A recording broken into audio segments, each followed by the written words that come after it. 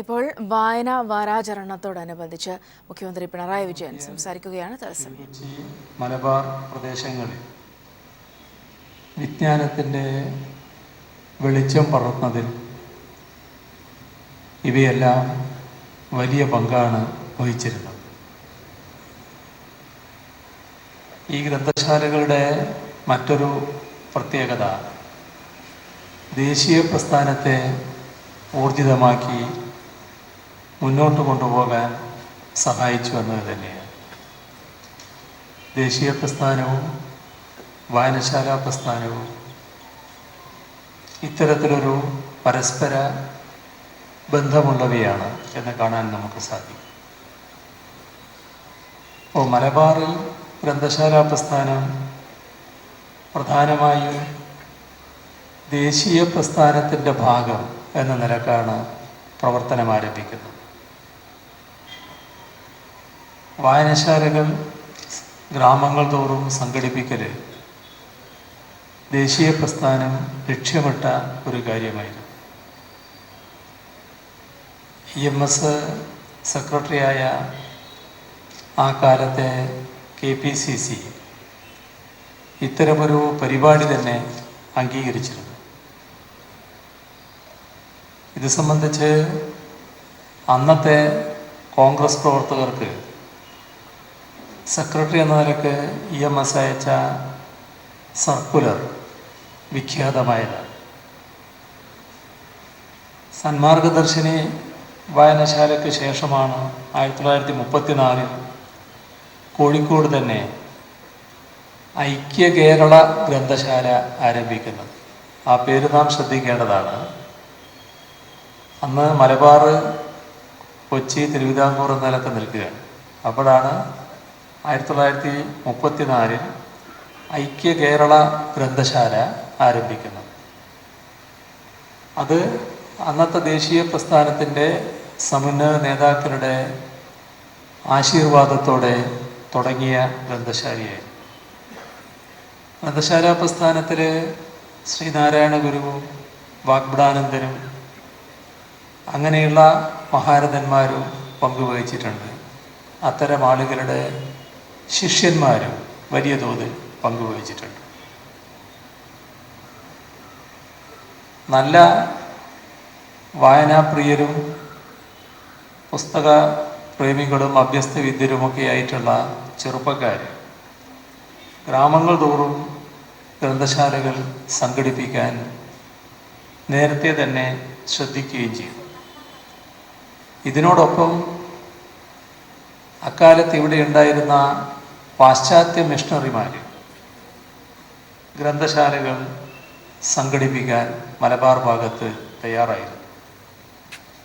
അപ്പോൾ മലബാറിൻ്റെ നിലയെടുത്താൽ വ്യത്യസ്ത സ്വഭാവത്തോടു കൂടിയ ഗ്രന്ഥശാലകൾ മലബാർ ഗ്രന്ഥശാല പ്രസ്ഥാനത്തിൻ്റെ ഭാഗമായി ഉയർന്നു വന്നിരുന്നു. ഈ ഗ്രന്ഥശാലകളെ ആകെ ഏകീകരിച്ച് ഒരു സംഘടിത ഗ്രന്ഥശാല പ്രസ്ഥാനം രൂപീകരിക്കുന്നതിലേക്കുള്ള ആദ്യ നീക്കം നടന്നത് മലബാറിലായിരുന്നു. 1937 മലബാർ വായനശാല സംഘം,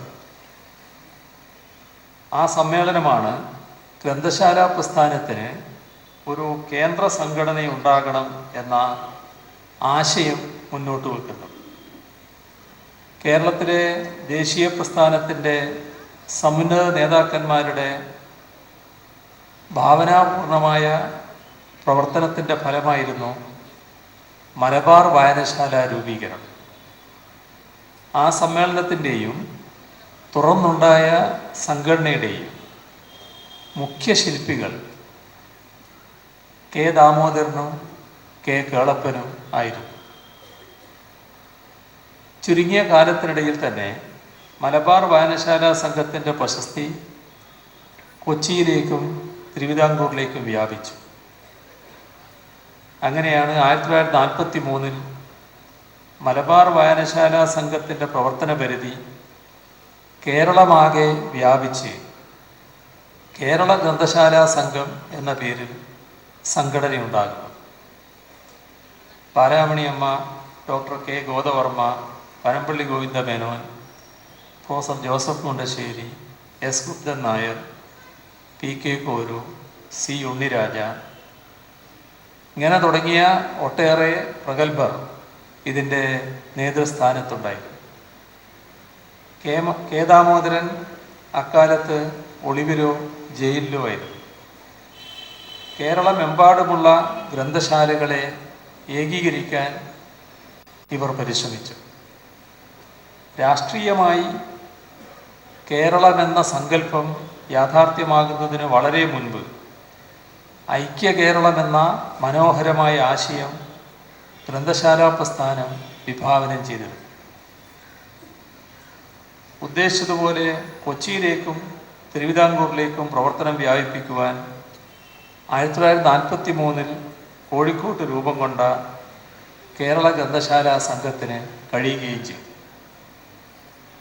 അതിനിടയിലാണ് 1945 September 16 Ambalappuzha P K memorial ഗ്രന്ഥശാലയുടെ ആഭിമുഖ്യത്തിൽ പി എൻ പണിക്കർ മുൻകൈയെടുത്ത് 47 ഗ്രന്ഥശാല പ്രതിനിധികളുടെ യോഗം വിളിച്ചു ചേർക്കുന്നത്. അതിനകത്ത് അഖില തിരുവിതാംകൂർ ഗ്രന്ഥശാലാ സംഘം രൂപം കൊള്ളുകയുണ്ടായി. ഇതാണ് കേരള ഗ്രന്ഥശാലാ സംഘമായി മാറിയത്. കേരള രൂപീകരണത്തിന് ശേഷം 1958 ഔപചാരികമായി കേരള ഗ്രന്ഥശാലാ സംഘം രൂപീകൃതമാകുന്നത്. സമഗ്രമായ ഒരു ഗ്രന്ഥശാല നിയമത്തിന് പിന്നെയും കാത്തിരിക്കേണ്ടി വന്നു. 1987 ഇ കെ നായനാർ സർക്കാരിൻ്റെ കാലത്താണ് ആ സ്വപ്നം പൂവണിഞ്ഞത്. അങ്ങനെയുണ്ടായ കേരള സ്റ്റേറ്റ് ലൈബ്രറി കൗൺസിൽ ആക്ടിൻ്റെ അടിസ്ഥാനത്തിൽ ജനാധിപത്യപരമായി തിരഞ്ഞെടുക്കപ്പെട്ട 5ാമത്തെ ലൈബ്രറി കൗൺസിലാണ് ഇപ്പോൾ നിലവിലുള്ളത്. ഇന്ത്യയിലെ എന്നല്ല ലോകത്തിലെ തന്നെ സവിശേഷമായ ഒരു സാംസ്കാരിക പ്രസ്ഥാനമാണ് കേരളത്തിലെ ഗ്രന്ഥശാലാ പ്രസ്ഥാനം. ഇത്തരമൊരു നേട്ടമുണ്ടെങ്കിലും ലോകത്തിലെ അക്കാദമിക് ലൈബ്രറികളുമായി താരതമ്യപ്പെടുത്തുമ്പോൾ കേരളത്തിലെ ലൈബ്രറികൾ വളരെ പിന്നോക്കാവസ്ഥയിലാണ് എന്നതാണ് യാഥാർത്ഥ്യം. എന്നാൽ ലോകത്തൊരിടത്തും കാണാൻ കഴിയാത്ത ഒരു സവിശേഷത കേരളത്തിനുണ്ട്. അത് ഇവിടുത്തെ ഗ്രന്ഥശാലകളുടെ ജനകീയ അടിത്തറയാണ്. കേരളത്തിൻ്റെ നവോത്ഥാന പ്രക്രിയയിലും സാക്ഷരതാ പ്രവർത്തനത്തിലും ഈ പ്രസ്ഥാനം വഹിച്ച പങ്ക് ചെറുതല്ല. എഴുതാനും വായിക്കാനും അറിയാത്ത ഒരു ജനതക്ക് അക്ഷരങ്ങളുടെ വെളിച്ചം നൽകാൻ ഈ പ്രസ്ഥാനത്തിന് കഴിഞ്ഞിട്ടുണ്ട്. ചവിട്ടിത്തേക്കപ്പെട്ട വലിയൊരു വിഭാഗത്തിന് ആത്മാഭിമാനം പകരാൻ ഈ പ്രസ്ഥാനത്തിന് കഴിഞ്ഞിട്ടുണ്ട്. കേരളീയ സമൂഹത്തിൽ വായന വളർത്തുന്ന പ്രക്രിയയുടെ നടുനായകമാവാനും ഈ പ്രസ്ഥാനത്തിന് കഴിഞ്ഞിട്ടുണ്ട്. ജാതിരഹിത മതനിരപേക്ഷ ചിന്തയുടെ കാവലാളായി നിൽക്കേണ്ടവയാണ് ഗ്രന്ഥാലയങ്ങൾ. അസഹിഷ്ണുതയുടെ രാഷ്ട്രീയം മേധാവിത്വത്തിന് ശ്രമിച്ചുകൊണ്ടിരിക്കുന്ന ഈ സാഹചര്യത്തിൽ മനുഷ്യ നന്മയും ആവിഷ്കാര സ്വാതന്ത്ര്യവും ഉയർത്തിപ്പിടിക്കാനുള്ള പ്രവർത്തനങ്ങൾ സാംസ്കാരിക പ്രവർത്തകർ ഏറ്റെടുക്കേണ്ടതായിട്ടുണ്ട്. കേരളത്തിലെ എല്ലാ ഗ്രാമങ്ങളിലും കണ്ണികളുള്ള ഈ ബൃഹത്തായ പ്രസ്ഥാനത്തിന് അതിൽ നിന്നും എന്താണോ സാംസ്കാരിക കേരളം പ്രതീക്ഷിക്കുന്നത് അത് നൽകാൻ കഴിയണം. ഗ്രന്ഥശാലകളെ ചുട്ടരിക്കുന്ന സംസ്കാര രാഹിത്യത്തിനെതിരെ ജനമനസ്സുകളെ ഉണർത്താൻ കഴിയണം. പുതിയ പരിതസ്ഥിതിയിൽ സാമൂഹ്യ സാംസ്കാരിക രംഗങ്ങളിൽ ഉയർന്നു വന്നിട്ടുള്ള തിന്മകളെ ചെറുക്കുന്നതിനും നന്മകൾ വളർത്തുന്നതിനും ഉതകുന്ന വിവിധങ്ങളായ പരിപാടികൾ ലൈബ്രറി കൗൺസിലിൻ്റെ അജണ്ടയിൽ ഇടം നേടിയത് സ്വാഗതാർഹമായ കാര്യമാണ്. വിദ്യാർത്ഥി സമൂഹങ്ങളിൽ വായന പ്രോത്സാഹിപ്പിക്കുന്ന പരിപാടികൾ വായനാപക്ഷകാലത്ത് നടക്കേണ്ടതായിട്ടുണ്ട്. അതിനാവശ്യമായ നിലയിൽ അക്ഷരോത്സവത്തിൻ്റെ ഉള്ളടക്കം നൽകി വായനാവാരം വായനാപക്ഷമായി സംഘടിപ്പിച്ചത് നല്ല കാര്യം തന്നെ. പ്രശസ്തമായ നിലയിൽ നടക്കുന്ന ഒരു വലിയ വിദ്യാലയത്തിൽ വെച്ചാണ് ഈ ചടങ്ങ് നടക്കുന്നത് എന്നത് എടുത്തു പറയേണ്ടതായിട്ടുണ്ട്. SSLC പരീക്ഷയിൽ 98.6% വിജയം നേടിയ സ്കൂളാണിത്. ഏറ്റവും കൂടുതൽ പെൺകുട്ടികൾ പരീക്ഷ എഴുതിയ സ്കൂൾ. വായനയുടെ സംസ്കാരം കേരളത്തിലാകെ പടർന്നതിൻ്റെ തുടക്കം ഇവിടെ നിന്നായി എന്നത് ഏറ്റവും ഉചിതമായ നടപടിയായി എന്നുകൂടി പറയട്ടെ. അക്ഷരോത്സവത്തിൻ്റെ ഉള്ളടക്കം നൽകി വായനാവാരം വായനാപക്ഷമായി സംഘടിപ്പിച്ച ഈ ഘട്ടത്തിൽ വായനാ മത്സരത്തിൽ ഹയർ സെക്കൻഡറി സ്കൂളിലെയും കോളേജുകളിലെയും വിദ്യാർത്ഥികളെ കൂടി പങ്കെടുപ്പിക്കാനുള്ള തീരുമാനവും ഗുണം ചെയ്യുന്നത് തന്നെയാണ്. പിഞ്ചു വിദ്യാർത്ഥികൾക്ക് വേണ്ടി സ്കൂളുകളിൽ സംഘടിപ്പിക്കുന്ന പരിപാടികളെക്കുറിച്ച് നേരത്തെ ഇവിടെ ചൂണ്ടിക്കാണിക്കുകയുണ്ടായി. ഒരു പരിഷ്കൃത സമൂഹത്തിലെ ഗവൺമെൻറ് ഗ്രന്ഥശാലകളെ സഹായിക്കുകയും പ്രോത്സാഹിപ്പിക്കുകയും ചെയ്യേണ്ടതുണ്ട്. ഗ്രന്ഥശാല പ്രവർത്തകരെ നിരാശരാക്കുന്ന നിലപാടുകൾ ചിലതിവിടെ ഉണ്ടായി എന്നത് നേരത്തെ ഇവിടെ പരാമർശിക്കപ്പെട്ടിട്ടുണ്ട്.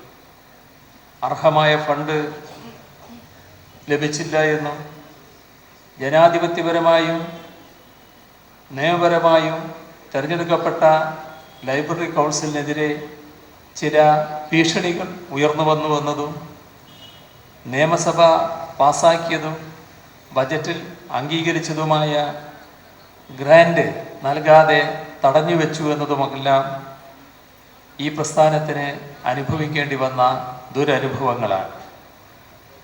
ഗ്രന്ഥശാലകളുടെ പ്രവർത്തനം മന്ദീഭവിപ്പിക്കുന്നതിനാണ് ഇത്തരം സമീപനങ്ങൾ ഇടയാക്കുക. അതുകൊണ്ട് തന്നെ ഒരു കാര്യം വ്യക്തമാക്കാൻ ആഗ്രഹിക്കുകയാണ്. ഗ്രന്ഥശാലകളുടെ പ്രവർത്തനം മന്ദീഭവിക്കുന്നതിന് ഇടയാക്കുന്ന അത്തരം സമീപനങ്ങൾ സർക്കാർ തുടരില്ല എന്ന ഉറപ്പാണ് ഈ ഘട്ടത്തിൽ നൽകാനുള്ളത്.